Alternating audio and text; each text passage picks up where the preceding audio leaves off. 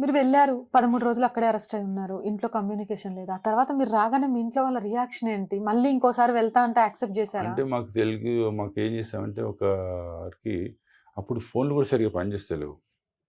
మా షాద్‌నగర్‌లో ఉన్నటువంటి టెలిఫోన్ ఎక్స్‌చేంజ్‌లో మనకు తెలిసిన వాళ్ళు ఉంటారక్కడ.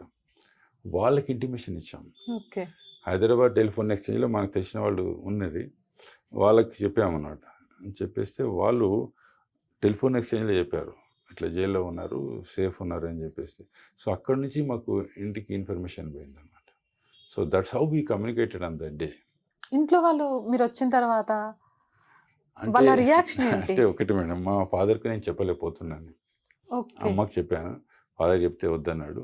అప్పటికే నాకు మ్యారేజ్ ఫిక్స్ అయిపోయింది. ఎంగేజ్‌మెంట్ కూడా అయిపోయింది. ఇంకా నేను ఎవరికీ చెప్పలే. మా వుడ్ బీ కూడా చెప్పలేదు. మా ఇంట్ల మా ఫాదర్ కూడా చెప్పలే. ఫాదర్ చెప్తే వద్దంటాడు. వద్దన్నాక పోతే బాగుండదు కదా! అవును. అని అమ్మకి చెప్పేసేసి వెళ్ళిపోయాను. తర్వాత తెలిసింది అది వేరే విషయం. ఇంకా ఆయన సరే వాడు ఇంకా వద్దన్నా ఆగడు అనే విషయంలో ఫాదర్ కూడా తర్వాత ఏమనలే. మీ వైఫ్ కానివ్వండి, మిగిలిన వాళ్ళు కానివ్వండి, ఆ తర్వాత ఉద్యమ టైంలో మీకెలా సపోర్ట్‌గా ఉండారు? మీకనే గాదు, కరసేవకులందరికీ వాళ్ళ కుటుంబం ఎలా సపోర్ట్‌గా ఉండేది? కర్సేవకులు ఇంచుమించుగా అందరూ కూడా వాళ్ళ ఫ్యామిలీస్ కోఆపరేట్ చేశారు. మేము కరసేవకు పోయే కంటే ముందు కూడా ఒక రామజ్యోతి అనేది ఒక జ్యోతి తీసుకొని ఇల్లిల్లు తిరిగేసేసి వాళ్ళందరూ కూడా మనకు కంకణం కట్టడం. ఓహ్! ఏ ఇంటికి పోతే ఆ ఇంటికి వాళ్ళు మనకు హారతి ఇచ్చేసేసి మీరు మళ్ళీ విజయంతో తిరిగి రావాలని చెప్పేసి వాళ్ళు మాకు చేతికి కంకణం కట్టడం. ఆ విధంగా అంటే ఆ రోజున్నటువంటి పరిస్థితుల్లో ప్రజలను కూడా ఇన్వాల్వ్ చేయడం. అంటే కేవలము మనం పోవడమే కాదు. ప్రజలను అందులో ఇన్వాల్వ్ చేయడం. ప్రజలను భాగస్వామ్యం చేయడం కూడా it was equally important. Okay. మనం పోయి నిజంగా చెప్పాలంటే అయోధ్యలో రాముని గుడి కట్టాలని చెప్పేసి అక్కడ కులగొట్టి కట్టడం అనేది పెద్ద సమస్య కాదు. సమస్య కానే కాదు. ఎవరో ఒకరు ఏదో చేస్తే అయిపోతుండే. కానీ that is not the way. ఇప్పుడు 500 సంవత్సరాల కట్టడాన్ని దాన్ని తీసేయడం అంటే ఒక్కరు కూడా ఉద్యమకారుల ద్వారా చంపబడాల. ఉద్యమకారుల ద్వారా డ్యామేజ్ కాబడాల. అవును. ఉద్యమకారులు చనిపోయినారు. ప్రాణత్యాగాలు చేసినారు. కానీ ఎవరు ప్రాణం తీయలే.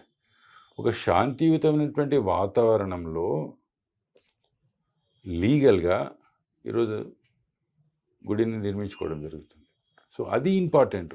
ఇంత పెద్ద ఉద్యమంలో గూడా ఇప్పుడు డాక్టర్ జీ చెప్పాడప్పుడు. ఏంటి ఈ సంఘటన అనేది మీరు చూస్తారా? సంఘటన అనేది మీరేదో కార్యక్రమం పెట్టుకొని మీరు ముందుకు పోతున్నారు గదా! మీరు చూస్తారా అని అడిగినారు. ఆ రోజు ఆయన ఏమన్నాడు? యాచీ దేహి యాచీ డోలా అన్నాడు. అంటే ఈ దేహంతోని ఈ కళ్ళతో నేను చూస్తా అని చెప్పేసి ఒక కాన్ఫిడెంట్ ఆ రోజు తన లోపట ఉంది. సో, ఎవరైతే కార్యకర్తలు ఉన్నారో గదా! కార్యకర్తలు కూడా అదే విశ్వాసంతోనే ముందుకు పోయినారు. ఈరోజు నిజంగా గూడా ఆయన ఆ రోజు చెప్పింది నిజమే గదా అనిపిస్తుంది. ఈరోజు హుహు. 25 ఇయర్స్ అయితుంది. మేము 1990లో ఉద్యమంలో పోయేసి అరెస్ట్ అయ్యి వచ్చేసాము. ఈరోజు 20 సంవత్సరాలయింది. ఈరోజు మేము చూస్తున్నాం గదా! ఎంత చూస్తున్నారు. ఎంత సంతోషం అనిపిస్తది ఇప్పుడు. ఈరోజు దట్టు ఒకప్పుడు సాధారణ కార్యకర్త అక్కడ పోయేసి ఒక పని చేయలేని పరిస్థితిలో, ఈరోజు సాక్షాత్ దేశ ప్రధాని పోయేసి ఈరోజు చేస్తున్నారు. మనందరికి ప్రతినిధిగా 150, 140 కోట్ల ప్రజల ప్రతినిధిగా ఆయన పాల్గొంటున్నారంటే ఇట్ ఈస్ దీనికంటే ఆనందమైనది ఇంకో విషయం ఏముంటది? ఆ రోజు కరసేవకులందరిని గుర్తుపెట్టుకొని మీకు ఇన్విటేషన్స్ పంపించారా సార్? అంటే మాకొచ్చింది. ఇన్విటేషన్ వచ్చింది. రమ్మని చెప్పారు. అయితే ఉన్నటువంటి రష్ దృష్ట్యా కొంచెము దాన్ని చేసేసి రాష్ట్ర వ్యాప్తంగా ఒక్కొక్క రాష్ట్రానికి దేశవ్యాప్తంగా ఒక్కొక్క రాష్ట్రానికి అట్లా కొన్ని కొన్ని డేట్స్ ఇచ్చారు. మాకు ఫిబ్రవరి 21న రమ్మని చెప్పేసేసి మాకు ఆహ్వానం వచ్చింది.